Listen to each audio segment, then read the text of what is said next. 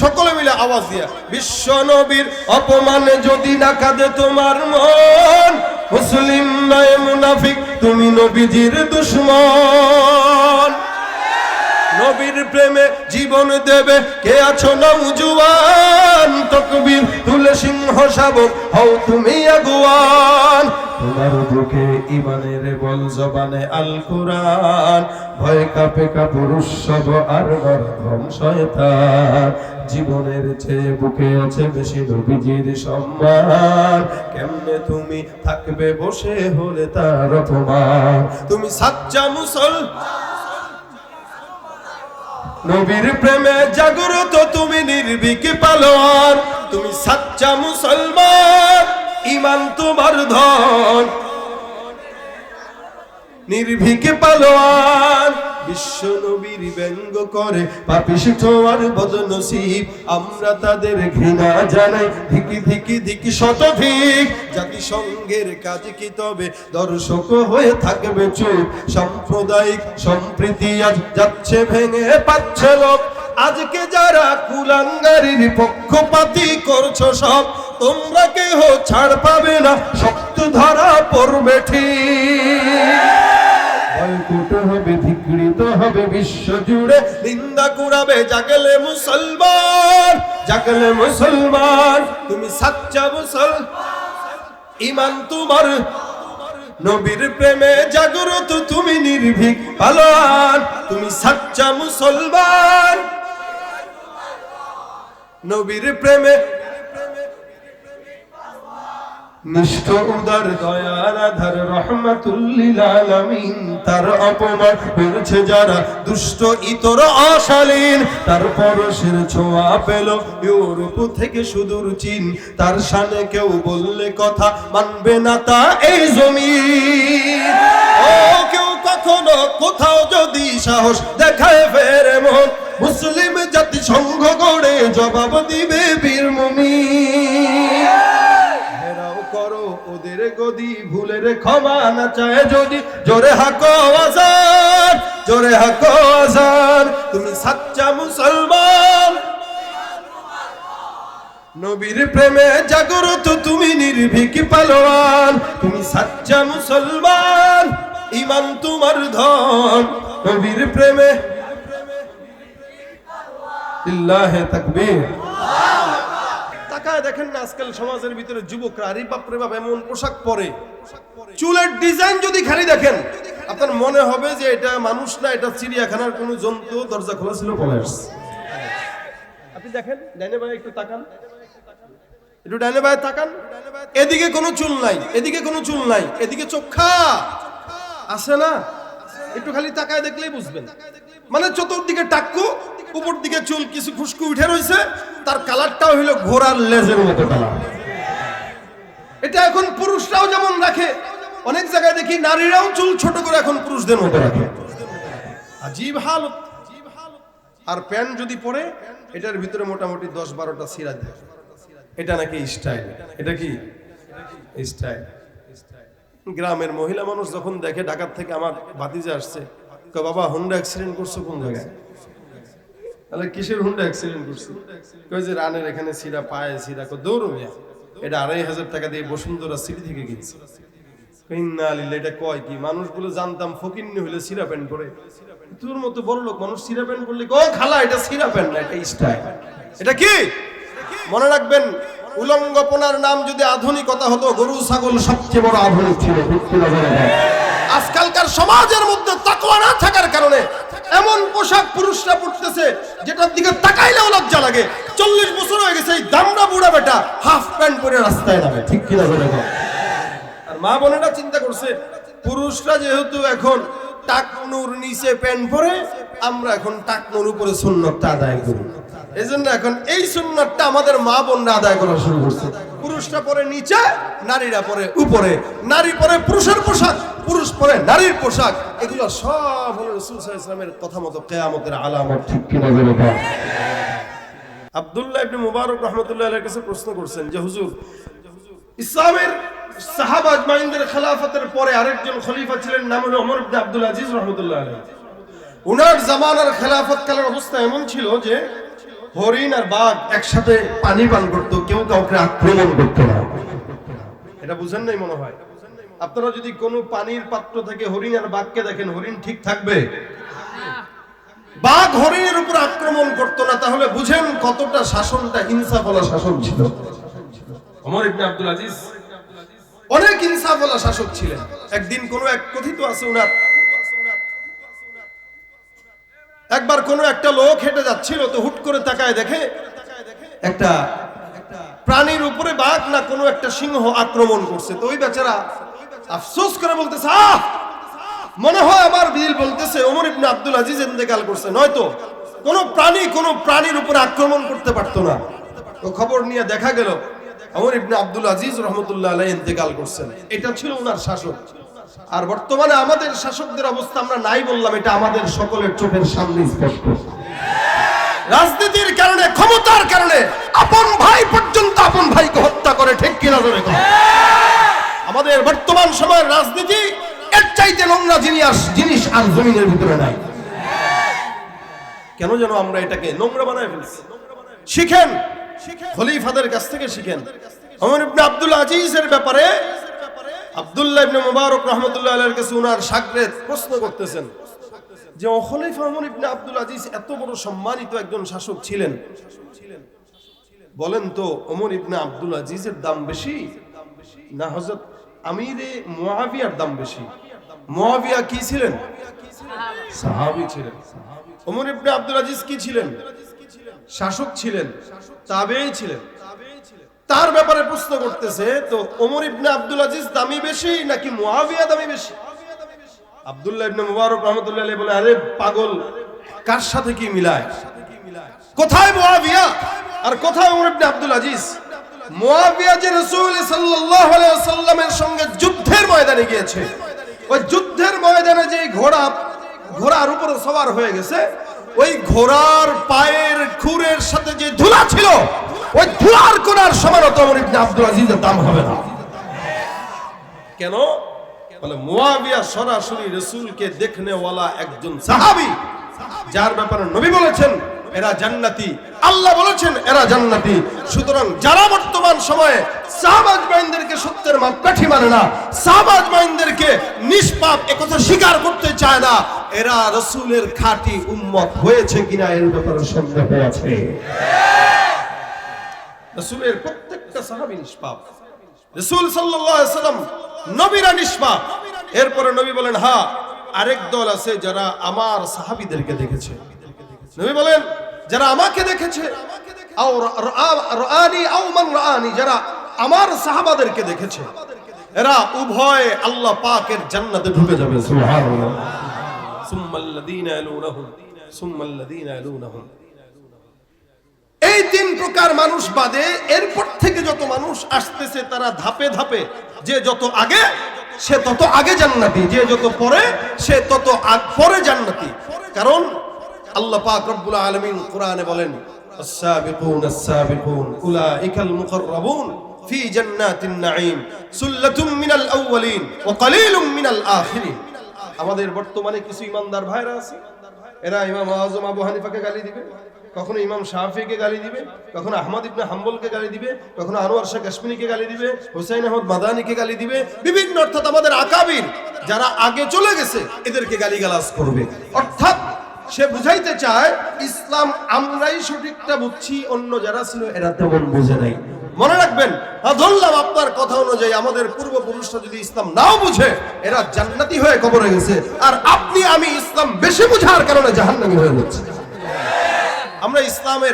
আমরা কোরআনের পাতা মুখস্থ করতে জানি, কোরআনের তাফসীর ভালো জানি, কিন্তু আমরা ঈমানের গভীরতা, তাআম্মুক ফিল ইলম যাকে বলে, ইলমের যে গভীরতা আছে, ইলমের তাকাজা কি এটা জানি না, যার কারণে ইলম থাকলেও দাড়ি রাখার মতো সাহস হয় না, ইলম থাকলেও পাঁচ ওয়াক্ত নামাজ পড়ার সময় হয় না, ইলম থাকলেও গীবত ছাড়ার মতো সুযোগ হয় না, ইলম থাকলেও অন্যের দোষারোপ করার সুযোগ, শেষ করার সুযোগ হয় না। ইলম থাকে আছে ঠিকই, ঘুষ, দুর্নীতি, চাঁদাবাজি, সুদ, এমন কোনো অন্যায় নাই যে অন্যায় আমি করি না, কিন্তু আমার ইলম আছে। আমি যদি অন্যায় করি, বুঝতে হবে ইলম থাকলেও আমি ইলমওয়ালা শয়তান। ঠিক কিনা বলো? ওরা হলো দেশের লাগি মহামারীর মতন ফাইলে কলম ঠেকাইয়া চালায় শুধুই নির্যাতন। ঘুষের টাকায় ওদের ভুঁড়ি, ঘুষের টাকায় ওদের ভুঁড়ি করে যে টান টান। ওরা শিক্ষিত শয়তান, ওরা শিক্ষিত শয়তান, ওরা শিক্ষিত শয়তান, ওরা দুর্নীতির ওই আখড়ায় বসে, দুর্নীতির ওই আখড়ায় বসে জাহির করে জ্ঞান, কলম দিয়ে কামাই টাকা ধরে সাধুর ভান। ওরা শিক্ষিত শয়তান, ওরা ওরা শিক্ষিত শয়তান, ওরা শিক্ষিত শয়তান। শিক্ষাঙ্গনের দিকেও ভাইরে দেখো না চোখ মেলিয়া, ছাত্ররা সব বই ছাড়িয়া থাকে শুধু প্রেম লইয়া। অস্ত্র সেতু সঙ্গের সাথী, অস্ত্র সেতু সঙ্গের সাথী হইতে মস্তান। ওরা শিক্ষিত শয়তান, ওরা ওরা শিক্ষিত শয়তান, ওরা শিক্ষিত শয়তান। আছে না নাই? পীরগিরিয়ার মাজার পূজা চলছে দেশটা জুড়িয়ার, শিরকি আর বদনামিতে দেশটা গেছে ভরিয়া। গাজার কলকি টান মারিয়া, গাজার কলকি টান মারিয়া দেখায় খাজান শাহ। ওরা শিক্ষিত শয়তান, ওরা শিক্ষিত শয়তান, ওরা শিক্ষিত শয়তান, ওরা আছে না নাই? আলেম নামেও কত দেখো টাকার মোহে পড়িয়া, শব্দের পিছে দৌড়াইতেছে কোরআন হাদিস ছাড়িয়া। আবার জিহাদ ছেড়ে কেউ বা ধরছে, জিহাদ ছেড়ে কেউ বা ধরছে দরবেশের ভান। ওরাই শিক্ষিত শয়তান, ওরা শিক্ষিত শয়তান, ওরা শিক্ষিত শয়তান। ঠিক না ঠিক? একটু কষ্ট পেয়েছেন কেউ? কথা কয় না? কষ্ট পাইলে আমি আর বলবো না ইনশাআল্লাহ। পাবেন কেউ? ভাইরা আবার দেখেন, শিক্ষা যাদের আছে কিন্তু আমল নাই, ও শিক্ষিত? বলেন বলেন, ও কি? ও শিক্ষিত? শিক্ষা আছে নামাজ নাই, শিক্ষা আছে রোজা নাই, শিক্ষা আছে ঘুষ খায়, শিক্ষা আছে সুদ খায়, মানুষের জায়গা ছাড়ে না, নিজের জায়গা বাদ দিয়ে অন্যের জায়গায় কচা গাছ পুঁতে রাখে। এরা শিক্ষিত হতে পারে কিন্তু শয়তানের চেয়ে বড় খারাপ। এই জন্য আল্লাহ বলেন, এই তোমরা আরেকজনকে দোষারোপ করা বাদ দিয়া নিজেদের একটু দিকে তাকাও, কারণ তোমার গায়েও গুনাহের দুর্গন্ধ আছে না নাই? আমাদের মানুষরা আগের কালের মানুষদেরকে গালি দেয়, অথচ আপনি একটু কল্পনা করবেন আপনার বাবা আপনার চেয়ে ভালো ছিল। কি বলেন? আপনার দাদা আপনার চেয়ে ভালো ছিল, আমার বাবা আমার চেয়ে ভালো, আমি আমার বাবার মতো ভালো হইতে পারি নাই। আমার সন্তান আমি জানি না আমার চেয়ে ভালো হইতে পারবে কিনা, কারণ যে যুগ আসতেছে। এক সময় মানুষকে দেখা যেত কোরআন তেলাওয়াত ছাড়া কোনো আমাদের মা বাবারা একটা সকাল পার করতো না, একটা বিকাল পার করতো না। আর এখন যেই লোকটা ফতোয়া দেয় চায়ের দোকানে বসে, ওই লোকটাও শুক্রবারের জুমার নামাজ ছাড়া কোনোদিন মসজিদে ঢুকতে চেষ্টা করে না। এই জন্য আল্লাহ পাক বলেন, ওয়াস-সাবিকুনা আস-সাবিকুনা উলাইকাল মুকাররাবুন ফি জান্নাতিন নাঈম সুল্লাতুম মিনাল আউয়ালিন ওয়া কলিলুম মিনাল আখিরিন। জামানার মধ্যে খুব বুঝবেন, যতগুলা মানুষ জমিনের মধ্যে আমরা বসবাস করি, প্রত্যেকটা বান্দা গুনাহগার। আল্লাহ পাক রব্বুল আলামিন বান্দাকে গুনাহের মজাও যেমন দিয়েছেন, আবার গুনাহের ভয়ও বান্দার ভিতরে দিয়েছেন। বান্দা গুনাহ করবে, আরেকদিকে আল্লাহর কাছে ক্ষমা চাবে। জমিনের মধ্যে গুনাহ করে না এমন কোন বান্দা নাই। এই জমিনে আপনিও গুনাহ করেন, আমিও গুনাহ করি, কেউ প্রকাশ্যে দরবেশগিরি করে, কিন্তু গোপনে গোপনে গুনাহের মধ্যে এমন কোন গুনাহ নাই লিপ্ত হয় না। এই কারণে অন্যের দোষ তালাশ করার আগে নিজের দোষটা তালাশ করা। হাদিসে আছে, তুমি তোমার চিন্তা করো, হাসিবু ক্বাবলা আন তুহাসাবু, আগে নিজের হিসাব নিজে আল্লাহ পাক রব্বুল আলামিন নেওয়ার আগে তুমি তোমার হিসাব মিলাও। অন্যের হিসাব দেখার কোনো সময় নাই, কারণ আমি যদি আমার নিজের দিকে তাকাই, আল্লাহর কসম জাহান্নাম ছাড়া কোনোদিন কোনো চিন্তাও করতে পারি না। আমার গায়ের মধ্যে এত গুনাহের দুর্গন্ধ। আল্লাহ পাক রব্বুল আলামিন বলে, তোমরা যদিও আগের কালের মানুষদেরকে গালি দাও, কিন্তু মনে রাখবা আখিরি জামানার নবীর উম্মতরা যত নবীর নিকটবর্তী তত আল্লাহর নিকটবর্তী, আর আখিরি জামানার নবীর থেকে যত বান্দারা দূরবর্তী তত আল্লাহর দূরবর্তী। এই কারণে আল্লাহ পাক রব্বুল আলামিন বলেন, সুন্নাতুম মিনাল আউয়ালিন ওয়া কালিলুম মিনাল আখিরিন। আগের কালের জামানার যে সমস্ত বান্দারা গেল এরা অধিকাংশ জান্নাতি, আর যারা সামনের যুগে আসলো, অর্থাৎ জামানা যত ফিতনার দিকে যাচ্ছে, মানুষগুলো যত জাহান্নামী। যদিও আপনি আপনার মাকে গালি দেন, বাবাকে গালি দেন, তারা নামাজ বুঝে নাই, ইসলাম বুঝে নাই, কোরআন বুঝে নাই। আপনার দাদাকে গালি দিতে পারবেন না, আমার দাদা ইসলাম বুঝে নাই, নামাজ পড়ছে কিভাবে, রোজা রাখছে কিভাবে, জিকির করছে কিভাবে। আপনি আপনার দাদাকে গালি দিতে পারবেন, কিন্তু আপনার দাদার মতো সকাল সন্ধ্যা 2 বেলা কোরআন তেলাওয়াত করার সুযোগ আপনার হয় না। আমি আমার বাবাকে সবসময় দেখছি, এখনো পর্যন্ত দেখি, কোনো আলেমও না, কিছুই না, তবলিগের মেহনত, শুধুমাত্র তবলিগের মেহনতে দাড়ি রাখছে, তবলিগের মেহনতে আমাদেরকে আলেম বানাইছে। সারা জিন্দগি সরকারি চাকরিজীবী ছিলেন, কিন্তু আমার বুঝ হওয়ার পর থেকে আমি আমার বাবাকে দেখেছি, ছোটবেলায় যখন নাকি ঘুম ভাঙতো, আমার বাবা আর মায়ের তেলাওয়াতের আওয়াজে ঘুম ভাঙতো। আপনি ফলো করে দেখবেন, আপনার মা বাবারা, আপনার আগের কালের ছোট্টবেলার ঘটনা যদি আপনি দেখবেন, প্রতিদিন সকালবেলা আপনার মা সুন্দর করে উঠান ঝাড়ু দেওয়ার আগে কোরআন তেলাওয়াত করতো, আবার রাত্রিবেলা সন্ধ্যার নামাজের পর সঙ্গে সঙ্গে কোরআন তেলাওয়াত করতো। আমাদের ঘুম ভাঙতো আমাদের মা বাবার কোরআন তেলাওয়াতের আওয়াজে, কিন্তু বর্তমান সময়ের যুবকদের ঘুম ভাঙে তার মা বাবার ইউটিউব আর ফেসবুকের আওয়াজে। এরপরেও এই জাতি বলবে আমাদের মা বাবারা কোরআন বুঝে না, কোরআন না বুঝলেও তারা জান্নাত বুঝছে, আর আপনি আমি কোরআন বেশি বুঝে বুঝে হাসতে হাসতে জাহান্নামের রাস্তায় যাই, ঠিক কিনা? আল্লাহ পাক রব্বুল আলামিন এই কারণে বলে, বান্দা যত ওদিকে তত নিকটবর্তী বেশি। রাসূল সাল্লাল্লাহু আলাইহি ওয়াসাল্লাম বিদায় হয়ে গেছে 1450 বছর। এই 1450 বছরের মধ্য থেকে আজ পর্যন্ত যে লোকটার জন্ম এখন থেকে নিয়ে 100 বছর আগে, খুব বুঝবেন, আজকে থেকে 100 বছর আগে যে লোকটার জন্ম, ওই লোকটা 100 বছর হলেও ফিতনা থেকে বেঁচেছে। ওই লোকটা 100 বছর আগে আমার রাসূলের রাসূল থেকে নিকটবর্তী। আজকে থেকে 100 বছর পরে যে লোকটা জন্মগ্রহণ করবে, রাসূলের জামানা থেকে সে 100 বছর পিছায়া, অর্থাৎ জান্নাতে ঢোকার ক্ষেত্রেও সে 100 বছর পিছায়া। কারণ জামানা যত সামনের দিকে যায়, ফিতনা তত বাড়ে না কমে। 1999 সাল বলেন, 2000 সাল বলেন, 1990 সাল বলেন, আর 2023 সাল বলেন, 1990 সালের ফিতনা আর 2023 সালের ফিতনা কি কখনো এক হতে পারে? এ বান্দারা, প্রত্যেকটা বান্দা গুনাহগার। এই কারণে আল্লাহ পাক রব্বুল আলামিন বলেন, হে ইমানদার বান্দা, এক একটা আয়াতে আল্লাহ পাক কেবলমাত্র তাকওয়ার কথা বলেছে। আল্লাহ পাক জায়গায় জায়গায় ডাক দিয়ে বলেন, ইয়া আইয়ুহাল্লাযীনা আমানুত্তাকুল্লাহ হাক্কা তুকাতিহি ওয়া লা তামুতুন্না ইল্লা ওয়া আনতুম মুসলিমুন।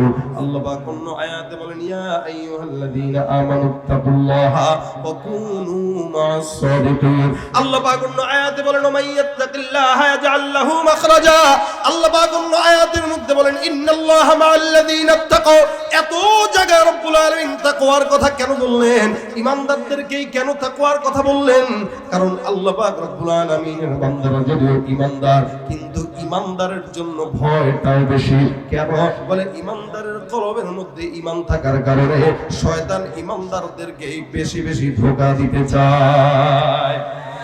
দেখবেন মাদ্রাসায় যে ছেলেকে ভর্তি দিবে, এই ছেলেকে শয়তান বেশি খোঁচা দেয়। এজন্য মানুষ অনেকে মনে করে যে মাদ্রাসায় পড়াইলে মনে দুষ্ট হয় বেশি। দুষ্ট হোক, এরপরেও পড়াবেন। কেন? কারণ ওর ভিতরে ঈমান আছে, কোরআন আছে বলেই শয়তানে ঢিল দিতে চায়। এই গাছের মধ্যে বড়ই থাকলে চোরে ঢিল দেয় কি দেয় না? যেই গাছে বড়ই নাই ওই গাছে কেউ তাকায়, যেই গাছে আম নাই কেউ তাকায়। অর্থাৎ যেই বডির মধ্যে ঈমান নাই, শয়তান ওই বডির মধ্যে থু দেয়, তাকায় না। আর যেই বডির মধ্যে ঈমানের নূর আছে, শয়তান ওই বডির মধ্যেই ধোঁকা দিতে চায়, ঠিক কিনা? এই জন্য আল্লাহ বলেন, ইয়া আইয়ুহাল্লাযীনা আমানু ইত্তাকুল্লাহ। মুমিন ওর ভিতরে কিন্তু ঈমান আছে, আমি তোরে নিয়ে ভয় পাই বহুত, খবরদার তাকওয়া রাখিস। এটা আল্লাহ পাকের আদেশ। কার আদেশ? তাকওয়া মানে কি? বলে ব্যাখ্যা হলো একটা কাঁটাযুক্ত পথ। আপনি যদি এই কাঁটাযুক্ত পথের মধ্যে নিজের পাওকে বাঁচাইতে চান, কেমনে হাঁটবেন? বুড়া আঙ্গুল দিয়া ফাঁকা ফাঁকা জায়গাগুলোতে হাঁটবেন, যেন পায়ের মধ্যে আপনার একটা আঘাত না লাগে। ঠিক তেমনি ভাবে একটা ইমানদার বান্দা তার নিজের ইসলামের পথে চলার জন্য এমন ভাবে চলবে যেন হারামের কোনো কাঁটা তার পায়ের মধ্যে না ঢুকে, হারামের কোনো আঘাত তার গায়ের মধ্যে যেন না লাগে, জেনার কোনো কাঁটা যেন তার গায়ের মধ্যে না লাগে। অর্থাৎ ইসলামের পথে পরিপূর্ণ চলতে যায় ছোট থেকে ছোট হারাম থেকে বেঁচে থাকার নাম হলো তাকওয়া। আল্লাহ পাক রব্বুল আলামিনের কোন তাকওয়া যদি কোনো বান্দা তার দিলের মধ্যে রাখে, ওই বান্দা জিন্দেগিতে কোনোদিন ঘুষ খাইতে পারে না। আল্লাহর ভয় যদি কোনো বান্দা দিলের মধ্যে রাখে, 5 ওয়াক্ত নামাজ কোনোদিন বান্দা ছাড়তে পারে না। ঠিক কিনা বলবেন? আল্লাহর ভয় যদি কোনো বান্দা দিলের মধ্যে রাখে, ওই বান্দা রিকশা চালায় খাইতে রাজি, লেকিন হারাম খাইতে পারে না। বর্তমানে ব্যবসায়ীরা পর্যন্ত হারামের সঙ্গে জড়িত আছে। আবার তো গ্রাম দেশে কিছু কিছু মানুষ আছে যারা ব্যবসা করে, বলে কিসের ব্যবসা করেন? আলহামদুলিল্লাহ সুদের ব্যবসা করি। কেউ আলহামদুলিল্লাহ কইতেছেন নি আপনারা? আবার কি বলবেন? আপনি সুদ খান মিয়া, কবে না খবরদার, মুখ সামলায় কথা বলেন, সুদ খাই না, আমি সুদের ব্যবসা করি। আল্লাহ ব্যবসাটা হালাল করছে। টাকা চাবেন তার কাছে ধার, সে আপনাকে দিবে না। চাচা কো দেন না 10,000 টাকা, চাচা কো বাবা রে নাই, তুই চাবি আমার কাছে, আমি না দিব। হ্যাঁ হ্যাঁ হ্যাঁ, একটু আগে চাইলে তো দিতাম, একটু আগে একজনকে দিয়ে দিলাম। এত মহব্বত করে চাচা আপনাকে বুঝাবেন, ভাতিজাও বুঝে এটা যে সুদখোর। আস্তে করে টিপ দেয়া কয়, চাচা 10,000 টাকা দেন, 1,000 বাড়ায় দেবো। যে 1,000 বাড়ানোর কথা শুনছে, দেখি তোর চাচির কাছে আছে কিও? আপনাদের এলাকায় নাই? কথা কয় আছে না নাই? আসলে মূলত চাচির কাছে কিছু না, সুদের কথা বলে নাই, তার কারণে কয় ভাই নাই। এখন যে সুদের কথা বলছে, এখন কয় দেখি চাচির কাছে আসেনি। এরা যদিও সমাজ সেবক নামে মানুষের সেবা করে, কিস্তির টাকা ঠিক মতো না দিতে পারলে দেখবেন টিনের চালটা পর্যন্ত ঘরের ভিতরে আর রাখে না। ঠিক কিনা ধরে বলেন? তুমি সুদের টাকায় প্রাসাদ গড়ো, ঘুষ ছাড়ো না, দিন দুঃখী না খেয়ে মরে খবর রাখো না। তুমি সুদের টাকায় প্রাসাদ গড়ো, ঘুষ ছাড়ো না, দিন দুঃখী না খেয়ে মরে খবর রাখো না। তুমি ঘুষ খেয়ে বিচার করো সাজিয়া প্রধান। আছে না নাই? যেখানে টাকা বেশি বিচার সেদিকে। কেউ কথা আসতে কম জোরে বলেন, ঠিক কিনা? যেদিকে টাকা বেশি সেদিকে কি যায়? ঘুষ খেয়ে বিচার করো সাজিয়া প্রধান। তুমি কেমন মুসলমান? তুমি নামাজের সাথে নাই পরিচয়, মানো না কোরআন। নামাজের সাথে নাই পরিচয়, মানো না কোরআন। তুমি কেমন মুসলমান? তুমি নবীর উম্মত দাবি করো, সুন্নাহ মানো না। ঘ্রাণ নয়তো কালার, ঠিক না? কালার ঠিক তো আম সুন্দর বাস কিনা যায়, ঘ্রাণ সুন্দর আম ভালো কিনা যায়। আমের যদি পরিচয় জানতে যে আপনি কালার আর ঘ্রাণ দেখেন, একটা মুসলমানের ঘ্রাণ আর কালার আছে না নাই? মুসলমান দাবি করলেই হয় না, দেখবেন সুন্নতের কালার ঠিক আছে কিনা, ইমানের গান ঠিক আছে কিনা। এই দুইটার একটা যদি ঠিক না থাকে, বুঝতে হবে ইমানদার হতে পারে নাই, এটা দাবি করেনেওয়ালা মুনাফিক। ঠিক কিনা বলেন? এই জন্য আল্লাহ পাক রব্বুল আলামিন বলে ইমানদারেরা তাকওয়া অর্জন কর। কারণ কি? আল্লাহ পাক মুত্তাকিদের সঙ্গী হয়ে যান। কার সঙ্গী হয়ে যান? মুত্তাকিদের সঙ্গী হয়ে যায়। আল্লাহ পাক এই তাকওয়াওয়ালা বান্দাদেরকে অনেক মহব্বত করেন, অনেক ভালোবাসেন। আবু বকর সিদ্দিক রাদিয়াল্লাহু তাআলা আনহু জামানার ঘটনা, উনার একজন খাদেম ছিলেন, সব সময় উনারে খাবার খাওয়াইতেন।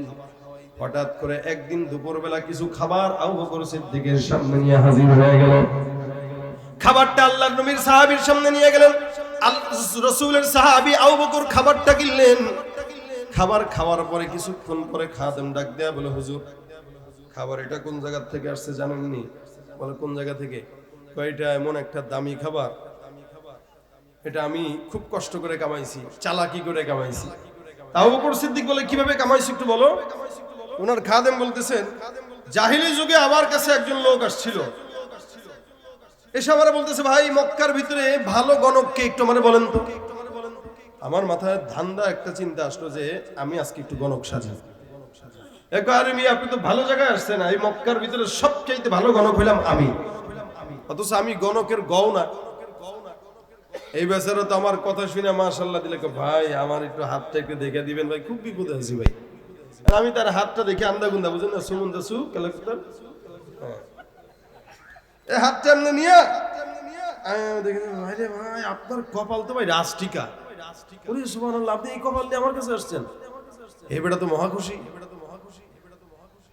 আল্লাহ মেহেরবান, গাধা পালন একটা কথা আছে, আল্লাহ দয়া করছে, আমি আন্দাজে একটা বলছি তো এটা ফুটে গেছে।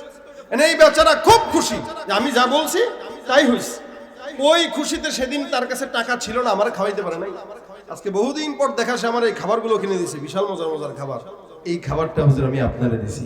এই বেচারা মনে করছে আবু বকর সিদ্দিক মনে হয় খুব খুশি হবে তার কথা শুনে, কিন্তু আবু বকর সিদ্দিক তো খেপে গেছেন একদম 100-100। বেটা বেয়াদবের বাচ্চা, তুই আমার কাছে এই হারাম খানেওয়ালা টাকার খাবার নিয়ে আসছস, বাটপারি করেওয়ালা খাবার নিয়ে আসছস, আল্লাহ তুমি মাফ করো। আবু বকর সিদ্দিক দেরি করে নাই, সাথে সাথে আঙুলটা গলার ভিতরে দিয়ে হাত দিয়ে বমি করে সব খাবার ফেলে দিয়েছে। এটা আবু বকর সিদ্দিকের জায়েজে ছিল, কারণ তার হাদিয়া পাইছে, সে খাবে, সমস্যা নেই। কিন্তু আবু বকর সিদ্দিক জায়েজের মাসলা খুঁজেন নাই, খুঁজছেন তাকওয়ার মাসলা। কিসের মাসলা? মনে রাখবেন, ইমানদার কখনো জায়েজ না জায়েজের দিকে যায় না, ইমানদার যায় তাকওয়ার দিকে। যেমন অনেকে এখানে আসছেন প্যান্ট শার্টটাই পরে, বা প্যান্ট পরে, শার্ট পরে, গেঞ্জি পরে, টুপি ছাড়া, এটা জায়েজ না জায়েজের মাসলা না, এটা হলো তাকওয়ার মাসলা। কেন? মনে রাখবেন, যেই পোশাক আল্লাহ পাক রব্বুল আলামিন বানাইছেন সবই পোশাক আল্লাহ পাকের সৃষ্টি। আল্লাহ পাক বলেন, قد أنزلنا عليكم لباسا يواري سوآتكم وريشا ولباس التقوى ذلك خير। আমি তোমাদেরকে তোমাদের লজ্জাস্থান ঢাকার জন্য পোশাক দিয়েছি, তবে হ্যাঁ, সব পোশাক না, তাকওয়ার পোশাকটাই আমার কাছে সবচেয়ে দামি। সুবহানাল্লাহ। তাকওয়ার পোশাক কি? বলে যেই পোশাক পরে গুনাহ করা যায় না, যেই পোশাক পরে দুর্নীতি করা যায় না, যেই পোশাক পরে সুদ খাওয়া যায় না, যেই পোশাক পরে মানুষের সামনে সিগারেট ধরানো যায় না। ঠিক কিনা বলুন? তাকায় দেখেন না আজকাল সমাজের ভিতরে যুবকরা আরে বাপ রে বাপ এমন পোশাক পরে, চুলের ডিজাইন যদি খালি দেখেন আপনার মনে হবে যে এটা মানুষ না, এটা চিড়িয়াখানার কোনো জন্তু, দরজা খোলা ছিল পলাশ। আপনি দেখেন, ডাইনে ভাই একটু তাকান, একটু ডাইনে ভাই তাকান, এদিকে কোনো চুল নাই, এদিকে কোনো চুল নাই, এদিকে চোখা আছে না, একটু খালি তাকায় দেখলেই বুঝবেন। মানে চতুর্দিকে টাক্কু, উপর দিকে চুল কিছু খুশকু উঠে রয়েছে, তার কালারটাও হলো ঘোড়ার লেজের মতো কালার। এটা এখন পুরুষরাও যেমন রাখে, অনেক জায়গায় দেখি নারীরাও চুল ছোট করে এখন পুরুষদের মতো রাখে। আজীব হালত। আর প্যান্ট যদি পরে, এটার ভিতরে মোটামুটি 10-12টা সিরা দেয়, এটা নাকি স্টাইল। এটা কি স্টাইল? গ্রামের মহিলা মানুষ যখন দেখে, ঢাকার থেকে আমার ভাতিজা আসছে, বাবা হুন্ডা অ্যাক্সিডেন্ট করছো কোন জায়গায়? তাহলে কিসের হুন্ডা অ্যাক্সিডেন্ট করছি? কই যে রানের এখানে সিরা, পায়ে সিরা। দৌড় মিয়া, এটা 2500 টাকা দিয়ে বসুন্ধরা সিটি থেকে কিনছি।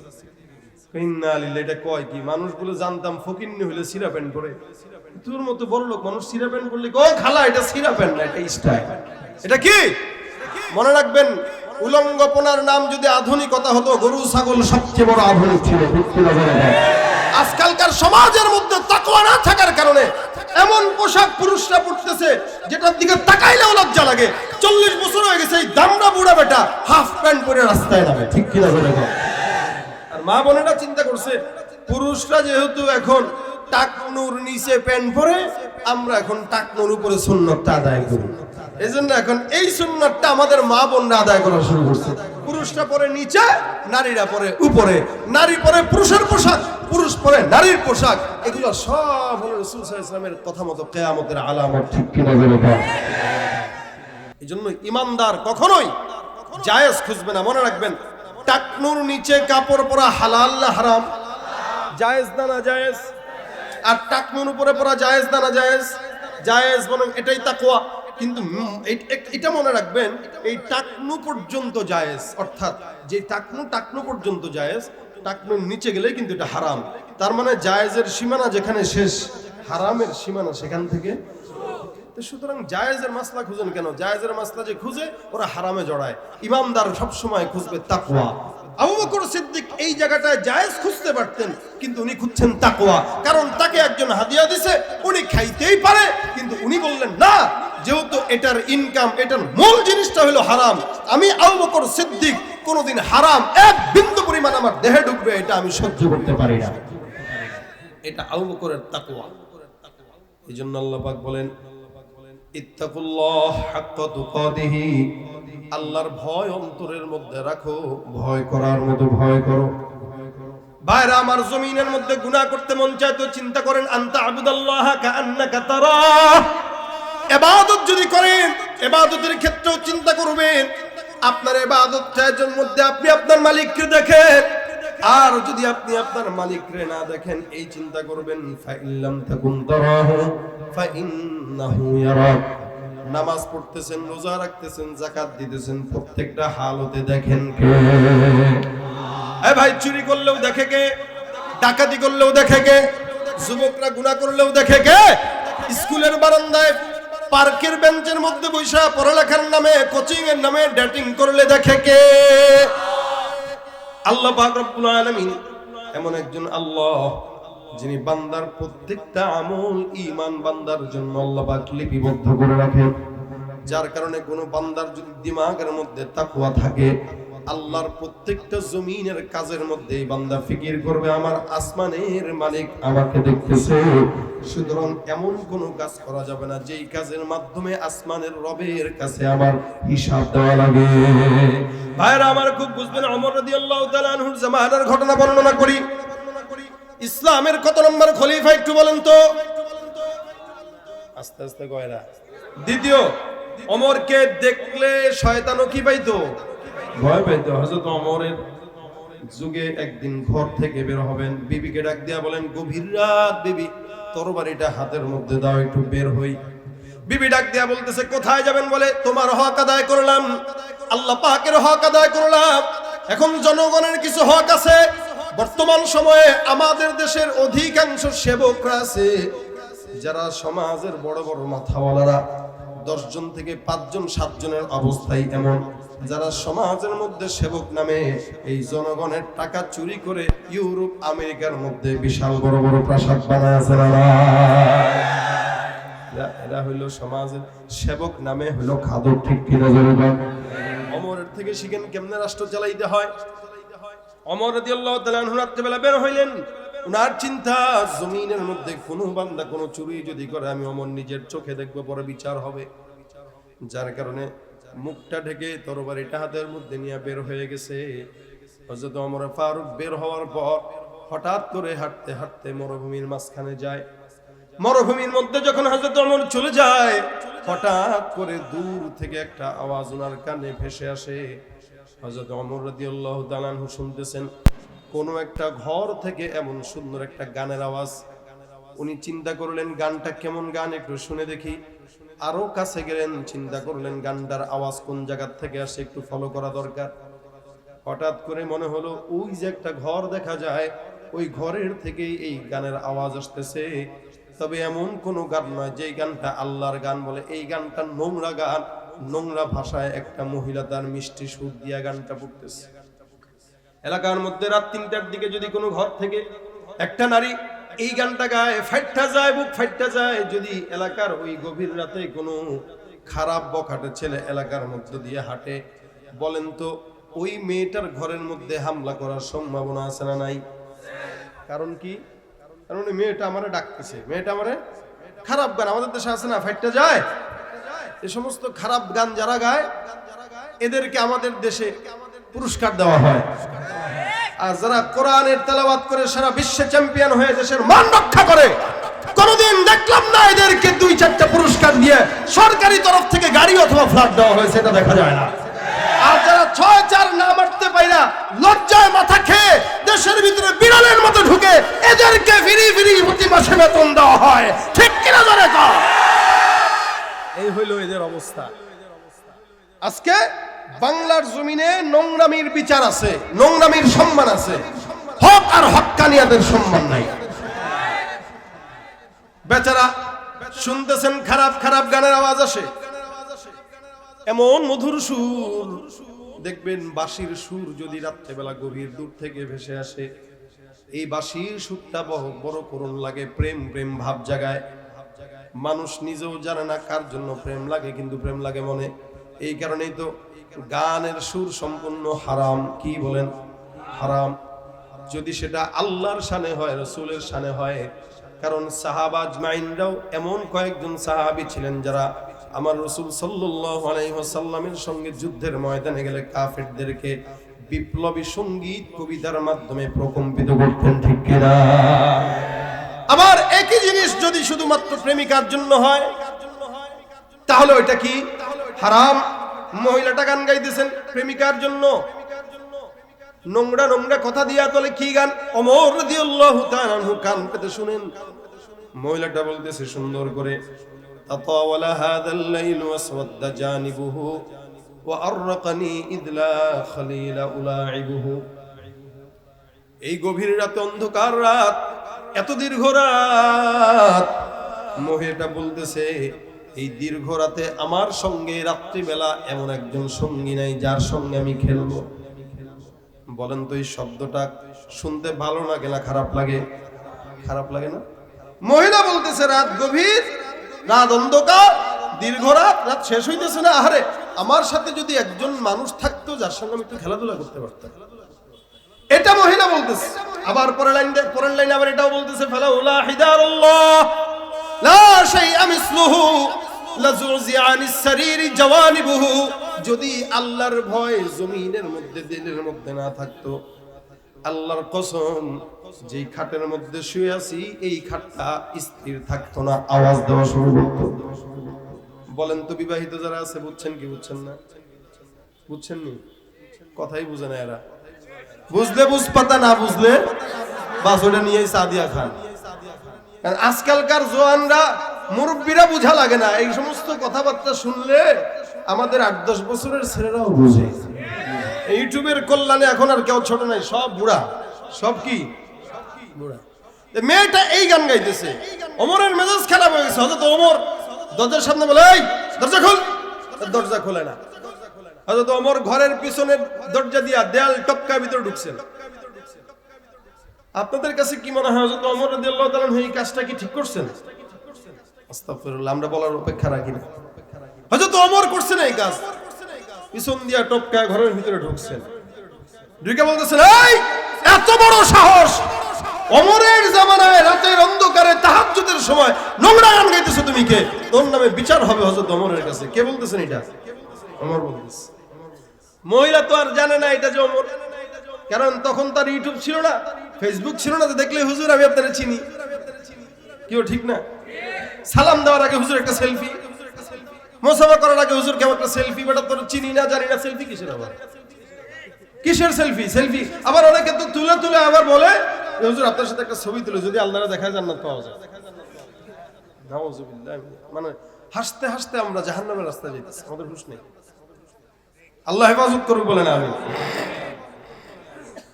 হযরত ওমর ঢুকছেন, ঢুকেই থ্রেট দিতেছেন। মেয়েটা ডাক দিয়া বলে, মিয়া আপনি তো মানে ধমক দিলেন, কিন্তু মনে রাখেন আমি যদি গান গায়া একটা খারাপ কাজ করি, আমি যদি গান গেয়ে একটা খারাপ কাজ করি, আপনি আমার ঘরে ঢুকে 3টা অন্যায় করছেন। কয়টা? 3টা। ঘুমাইতেছেন নি? 3টা অন্যায় করছেন। এই কথা সে ওমরকে বলতেছে। এটা যদি সে জানতো ওমর, তাহলে বলতো নি? সে তো বলতো না, সাহসিত করতো না। হযরত ওমর যখন সে বলছে 3টা অন্যায় করছেন, আমাদের দেশে হইলে আমরা কি করতাম? থাপ্পড় দিয়ে দাঁত ফেলা দেবো। তুই চিনোস আমি কে? আমি চেয়ারম্যান, তুই আমারে ভুল দেওয়াস, আমি মেম্বার, তুই আমার ভুল ধরস। আমরা এটাই করতাম সাধারণত। কিন্তু ওমর বলতেছেন আমি অন্যায় করছি? বলে হ্যাঁ। আপনি অন্যায় করছেন? হযরত ওমর বলে আল্লাহ মাফ করো। ভাই আমি কি অন্যায় করলাম তুমি একটু আমারে বলো। মেয়েকে বলতেছে আমি কি অন্যায় করলাম তুমি আমাকে একটু বলো।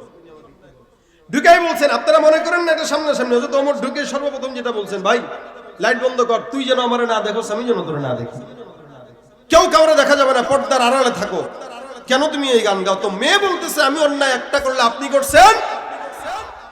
1 নম্বরে মেয়ে বলেন, আল্লাহ পাক রব্বুল আলামিন কোরআনের মধ্যে আয়াত নাযিল করছেন, ওয়ালাইসাল বিররু বিআন তাতুল বুয়ুতা মিন যুহুরিহা ওয়ালাকিন্নাল বিররা মান ইত্তাকা ওয়াতুল বুয়ুতা মিন আবওয়াবিহা ওয়াত্তাকুল্লাহ।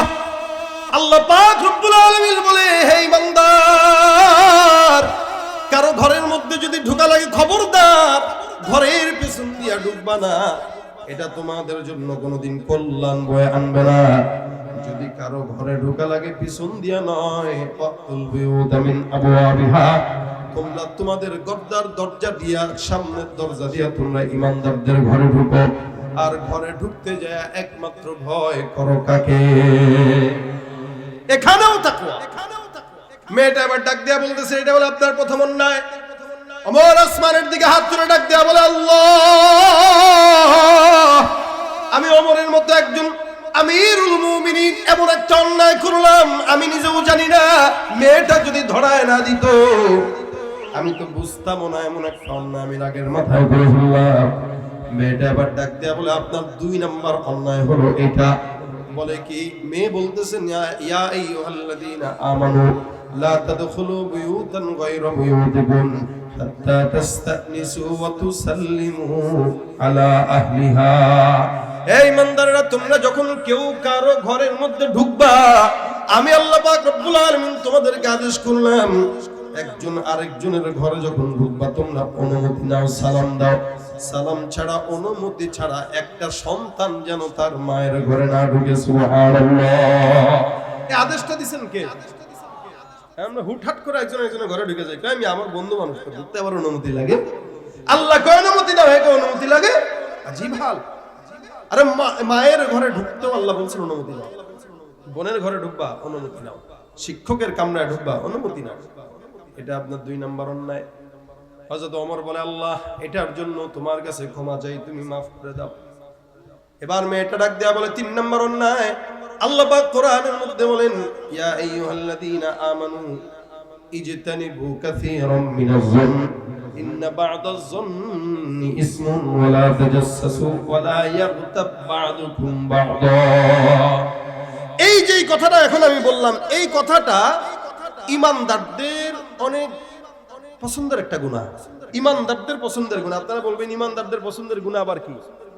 নামাজীদের পছন্দের গুনাহ, হাফেজে কোরআনের পছন্দের গুনাহ, আলেমের পছন্দের গুনাহ, আলোচকের পছন্দের গুনাহ, জিকিরওয়ালার পছন্দের গুনাহ, পীর সাহেবের পছন্দের গুনাহ, বুজুর্গদের পছন্দের গুনাহ। কি বলে? গীবত আর ধারণা। গীবত আর ধারণা।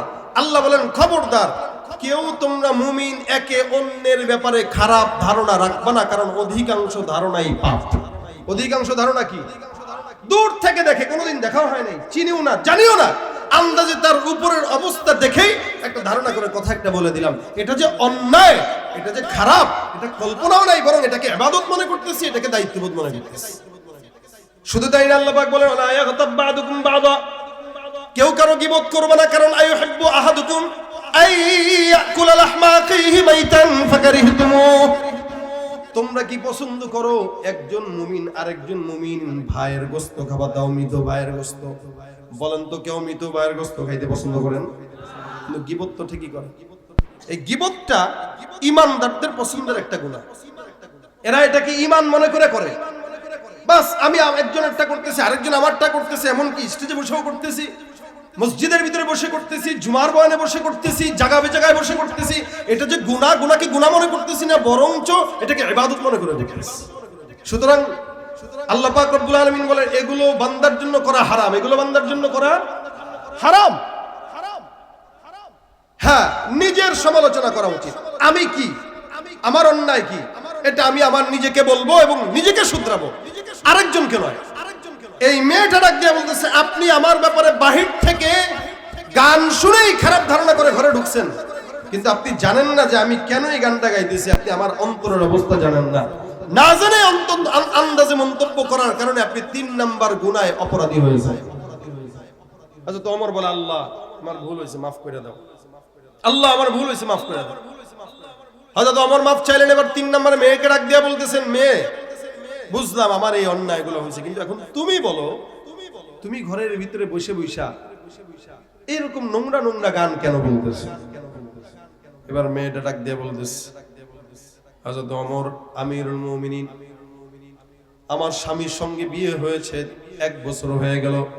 আমিরুল মুমিনিন চিঠির মাধ্যমে আমার স্বামীকে জিহাদের ময়দানে প্রেরণ করে দিয়েছে। 1 দিন 2 দিন 3 দিন 4 মাস হয়ে গেল, আমার স্বামী আসে না। হঠাৎ করে যখন ঘরের মধ্যে আসলো, আসার আগেই আমার স্বামীকে আবার চিঠির মাধ্যমে যুদ্ধের ময়দানে পাঠিয়ে দেওয়া হয়েছে 4 মাসের জন্য। আবার যখন আমার স্বামী 4 মাস পরে আসলো, আমার সঙ্গে একটা রাতও থাকার মতো কোনো সুযোগ হয় নাই। আমিরুল মুমিনিন ওমর আবার আমার স্বামীকে যুদ্ধের ময়দানে পাঠিয়ে দেয়। আমি মরুভূমির মধ্যে একা একা থাকি, আমার বাজার সদাই নিজেই করি, অন্য জায়গা থেকে ব্যবস্থা করে কোনো মতে আমার খাওয়ার অবস্থা আমি জোগাড় করি। এই ওমর রাদিয়াল্লাহু তাআলা আমার স্বামীকে 1টা বছরের বেশি সময় হয়ে গেল আমার থেকে দূরে রাখলো। আহারে, আমার দিলের মধ্যে যদি আল্লাহর ভয় না থাকতো, আমার মতো একটা সুন্দরী মেয়ে জিনায় লিপ্ত হয়ে যেতাম, এর মধ্যে কোনো সন্দেহ ছিল না। কিন্তু আল্লাহর ভয় থাকার কারণে আলহামদুলিল্লাহ জিনার মতো গুনাহ থেকে আল্লাহ আমার হেফাজত করেছে। আপনি বাহির থেকে আমার কবিতা শুনেই মনে করছেন আমি মনে হয় গুনাহ করতেছি।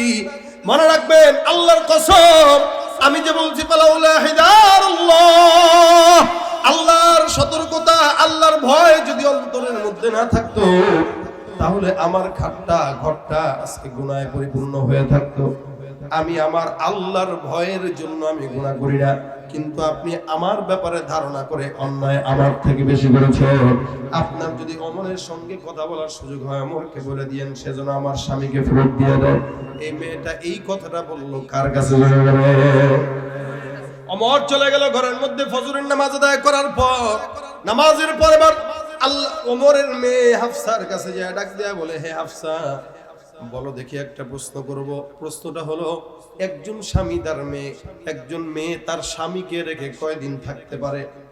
মেয়েটা ডাক দিয়ে বলতেছে, বাবা, একটা মেয়ে তার স্বামীকে রেখে 4 মাস সর্বোচ্চ থাকতে পারে, এর বেশি একটা মেয়ে তার স্বামী রেখে থাকতে পারে না।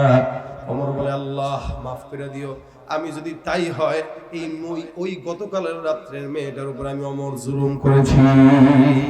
4 মাস যদি থাকতে পারে তাহলে তো আলহামদুলিল্লাহ, 4 মাসের বেশি হলো, ওই মেয়েটার তো প্রায় স্বামী নাই, 1 বছর হয়ে গেল। তার মানে সে যদি কোনো গুনাহ করে ফেলে তাহলে দায় কার? আমার। সাথে সাথে চিঠি লিখে ওই লোকটারে আনার ব্যবস্থা করলেন। পরের দিন সিংহাসনে হযরত ওমর যায় বলতেছেন, এই আজকে থেকে কোনো বিবাহিত পুরুষ সেনাবাহিনীতে যুক্ত থাকতে পারবে না, সবগুলোর ছুটি দাও, কারণ এদের বউ আগে, তারপরে অন্য কিছু।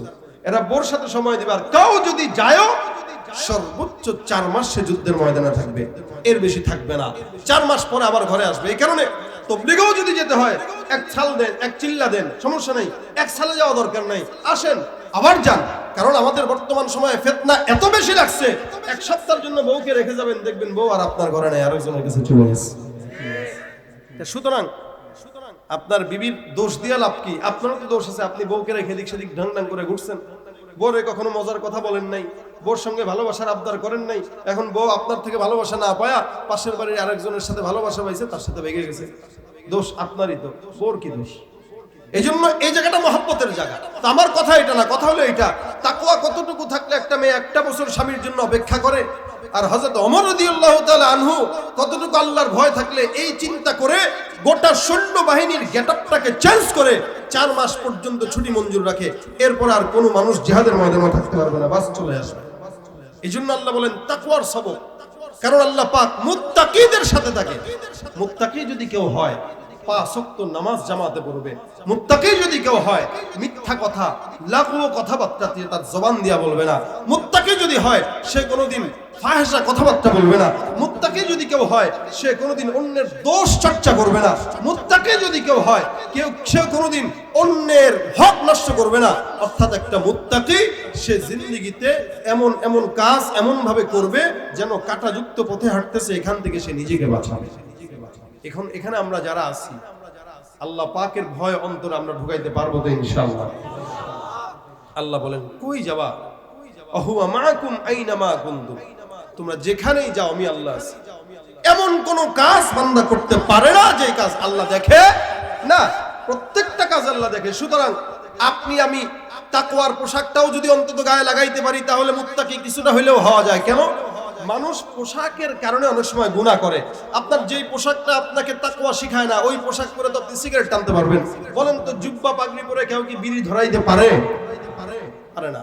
কোন পোশাক পরে পারে? যেই পোশাক পরলে মানুষ হুজুর মনে করে না সে। সুতরাং আপনার পোশাকটা সর্বপ্রথম আপনি চেঞ্জ করেন, তাকওয়ার পোশাক পরেন। আরে কখনো কখনো তো আল্লাহ পাক মানুষের সূরতের কারণে মানুষকে রাসূলের সঙ্গে জান্নাত দান করবেন। সূরতের কারণে বলে চেহারা কার মতো?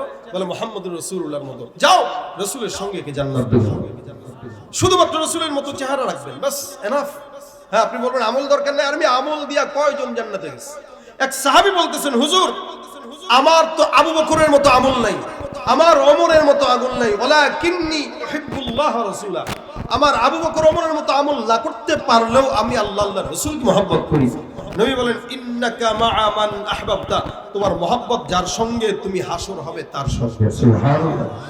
সুতরাং আপনি তাকওয়াওয়ালা মুত্তাকিদের সঙ্গে আপনার মহব্বত রাখেন, আপনার পোশাকটা মুত্তাকির পোশাক পরেন, ইনশাআল্লাহ এই পোশাকের কারণে আল্লাহ পাক আপনাকে রাসূলের সঙ্গে জান্নাত দিতে বাধ্য।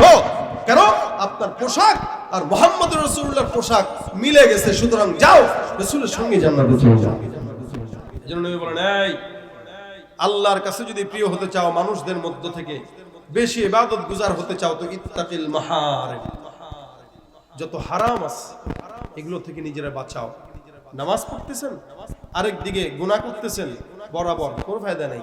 একদিকে নামাজ পড়েন, মনে রাখবেন মাথায় এটা যে ছোট থেকে ছোট নেক যত ছোট হোক এটা ছাড়বো না, আর ছোট থেকে ছোট গুনাহ যত ছোট হোক এটা করব না ইনশাআল্লাহ। বলেন, ছোট থেকে ছোট নেক ছাড়বো না, ছোট থেকে ছোট গুনাহ করব। আমি তো বলনেওয়ালা, আল্লাহ পাক আগে আমাকে আমল করার তৌফিক দান করুন। কারণ বলনেওয়ালা যদি নিজে আমলদার না হয় তো শূন্যওয়ালাদের আমল হয় না। এই জন্য বলনেওয়ালারা যেন আমলদার হয়। আজকের মাহফিলে যত বলনেওয়ালারা আসবে আল্লাহ প্রত্যেককে মুত্তাকি আগে বানাবে। এদের মুত্তাকি হওয়ার কারণে ইনশাআল্লাহ আপনারাও মুত্তাকি হবেন। আপনারা আমাদের জন্য দোয়া বন্ধ করে দিয়েছেন, যার কারণে আমাদের মধ্যে সমস্যা দেখা দিচ্ছে। আপনারা আমাদের জন্য দোয়া করবেন বেশি বেশি। কেন? আপনারা এখানে হাজার মানুষ, আপনারা যদি হাজারবার আল্লাহর কাছে হাত তুলে বলেন, আল্লাহ ওলামা একরামদেরকে হেদায়েতের রাস্তায় চালাও, ওলামা একরাম ঠিক তো জাতি ঠিক হয়ে যাবে, ঠিক না? এই জন্য আপনারা দোয়া করবেন আমাদের জন্য। আল্লাহ পাক প্রত্যেকটা মানুষকে মুত্তাকি হিসেবে কবুল করুন, বলেন আমিন। আজকের মাহফিলে যদি একজন মানুষ যদি মুত্তাকি হয়, 10 জন মানুষ যদি মুত্তাকি হয়, যুবকরা যারা আছে এই উল্টাপাল্টা পোশাক পরছে, তাকওয়ার পোশাক বাদ দিয়ে প্যান্ট শার্ট পরছে, চুল রাখছে ডিস্কো, এরকম দেখলে বোঝার উপায় নাই। চুল বড় বড় রাখে যুবকরা, পিছন থেকে মনে হয় লেডিস যাচ্ছে, আসলে কিন্তু সে পুরুষ। আবার পিছন থেকে মনে হয় পুরুষ, সামনে যায় দেখবেন মেয়ে। কি একটা হালত চলে আসছে। এই জন্য প্রত্যেকটা যুবকদেরকে বলি, ভাই দয়া করে আল্লাহর রাস্তায় এই সমস্ত পোশাক বাদ দেন। যেই পোশাক আপনাকে গুনাহ করাইতে সহায়তা করে এই পোশাক পরা যাবে না। যেই পোশাকটা পরলে আপনাকে আল্লাহওয়ালা মনে হয়, যেই পোশাক পরলে নামাজ পড়তে মন চায়, যেই পোশাক পরলে জিকির করতে মন চায়, এমন পোশাক পরা ইমানদারের দায়িত্ব, মুত্তাকির দায়িত্ব, ঠিক কিনা বলুন? আল্লাহ পাক প্রত্যেকটা যুবকদেরকে মুত্তাকি হিসেবে কবুল করুন। আল্লাহ পাক 5 ওয়াক্ত নামাজ বা জামাত আদায় করার তৌফিক দান করুন, জোরে বলেন আমিন। এখন শেষ কথা হলো, গুনাহ তো আমাদের হয়। আগে যেটা বলছি, নবীরা ছাড়া, সাহাবারা ছাড়া, তাবেঈরা ছাড়া যত জামানা সামনের দিকে আগাচ্ছে, আমাদের ভাই 1 কোটি বার পড়া দরকার। কারণ আমাদের উঠতে বসতে চলতে ফিরতে হার লামহা গুনাহ। এই হার লামহা গুনার মধ্যে যদি আমরা ইস্তেগফার নাই পড়ি, তা গুনাহ মাফ হবে কিভাবে? এই জন্য গুনাহ তো হয়েই যায়। মা বোনরা আছেন, আপনারা আছেন, যুবকরা আছেন, বাস যে যেই কাজে থাকেন, আমি সহ যখন মন চায় রসুলের কথা অনুযায়ী অন্তত জবান দিয়া 10 বার পড়বেন ইস্তেগফার। বসে আছেন, কাম কাজ নাই, হাতের কাজ আছে, পায়ের কাজ আছে, জবানের তো কাজ নাই, জবানের কাজ থাকবে আস্তাগফিরুল্লাহ। বসে আছেন আস্তাগফিরুল্লাহ, নামাজ পড়ছেন আস্তাগফিরুল্লাহ, এবার এক জায়গায় কোনো জায়গায় যাচ্ছেন, হুন্ডা চালাইতেছেন আস্তাগফিরুল্লাহ, মানে একটু মনে হইলো ইস্তেগফার করে ফেলেন। ইস্তেগফার এমন একটা আমল যে আমলে বান্দার সমস্ত গুনাহ আল্লাহ পাক মাফ করে দেয়। ইস্তেগফার এমন একটা আমল যে আমলে আল্লাহ পাক বান্দার রিজিকের অভাব দূর করে দেয়। ইস্তেগফার এমন একটা আমল যে আমলে বান্দার সমস্ত বিপদ আল্লাহ পাক দূর করে দেয়। ইস্তেগফার এমন একটা আমল যে আমলে আল্লাহ পাক বান্দার রিজিকের ওসাআত দান করে দেয়। সুবহানাল্লাহ। এজন্য হাজারো কিছু হয়ে যাওয়ার পরেও জবান থেকে ইস্তেগফারটা যদি আমরা না উঠাই, ইনশাআল্লাহ জিন্দেগিতে বরকত আর বরকত আসবে। মূলত আজকের মাহফিল আপনারা কেন আসছেন? এখান থেকে এক একজন আলোচকের এক একটা ফুল থেকে এক একটা ঘ্রাণ নিয়ে যাবেন, যেই ঘ্রাণটা আপনার মন মতো হয় ওই ঘ্রাণটায় আপনি আপনার জিন্দগিটা সাজাবেন। এটা যেন না হয় এখান থেকে আমরা গেলাম আজকে যেমন আগামীকালও তেমন, এরকম যেন না হয়। বাস প্রতিদিন আমার যেন ডে বাই ডে আমার একটু উন্নতি হয়। কি বলেন? নিজেদের জিন্দগির উন্নতি করার জন্য ইস্তেগফারের আমল করতে রাজি আছি ইনশাআল্লাহ। জোরে বলেন, পারবেন ইনশাআল্লাহ? আল্লাহ পাক প্রত্যেকটা যুবকদেরকে, মুরব্বীদেরকে, মা বোনদেরকে এবং ওলামা ইকরামদেরকে মুত্তাকি হয়ে কবরে যাওয়ার তৌফিক দান করুন। আপনারা আজকের যে কথাগুলো আমি বললাম, বহুত বড় বড় আলেমদেরকে দাওয়াত দিয়েছেন আলহামদুলিল্লাহ। হাসান জামিল সাহেব হুজুর আসবেন, চমৎকার তথ্যবহুল কথা বলবেন, আপনারা শুনবেন।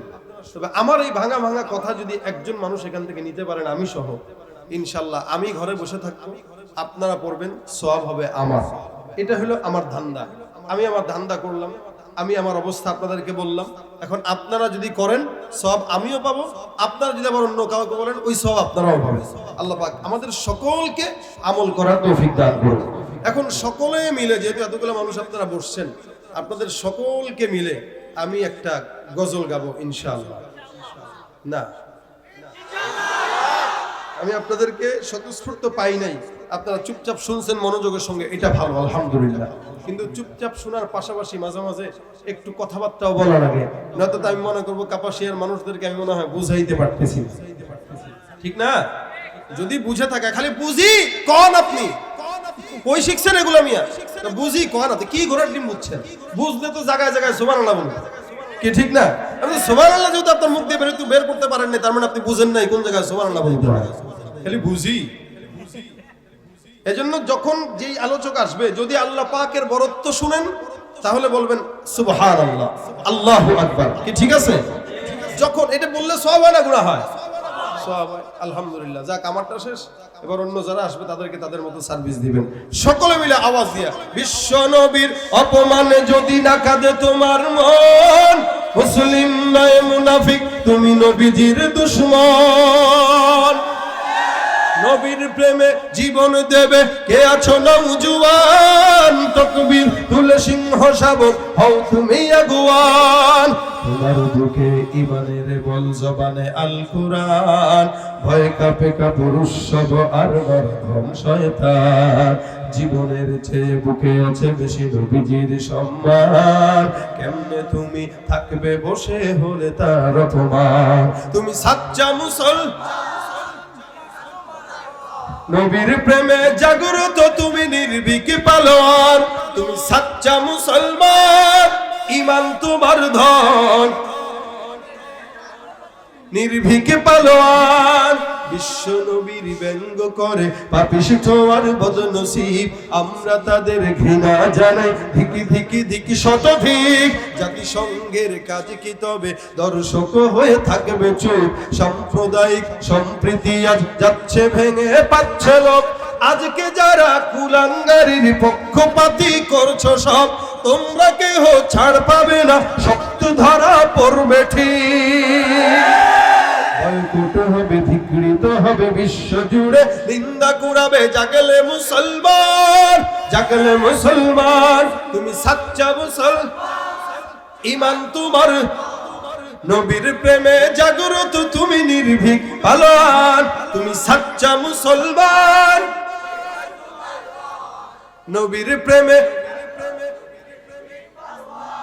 নিষ্ঠ উদার দয়ার আধার রহমাতুল লিল আলামিন। তার অপমান করেছে যারা দুষ্ট ইতর অশালীন, তার পরশের ছোঁয়া পেল ইউরোপ থেকে সুদূর চীন। তার শানে কেউ বললে কথা মানবে না তা এই জমিন। ও কেউ কখনো কোথাও যদি সাহস দেখায় ফেরে মন, মুসলিম জাতি সংঘ গড়ে জবাব দিবে বীর মুমিন। করো ওদের গদি, ভুলের ক্ষমা না চায় যদি, জোরে হাকো আজান, জোরে হাকো আজান। তুমি সাচ্চা মুসলমান, নবীর প্রেমে জাগ্রত তুমি নির্ভীক পালোয়ান। তুমি সাচ্চা মুসলমান, ঈমান তোমার ধন, নবীর প্রেমে। লিল্লাহি তাকবীর। আল্লাহ পাক আমাদের সকলকে রাসূলের খাঁটি আশিক বানায় দেন। আল্লাহ পাক আমাদেরকে ইস্তিগফারের আমল করার তৌফিক দান করুন। আমা তৌফিক ইল্লা বিল্লাহ। আসসালামু আলাইকুম ওয়া রাহমাতুল্লাহি ওয়া বারাকাতুহু।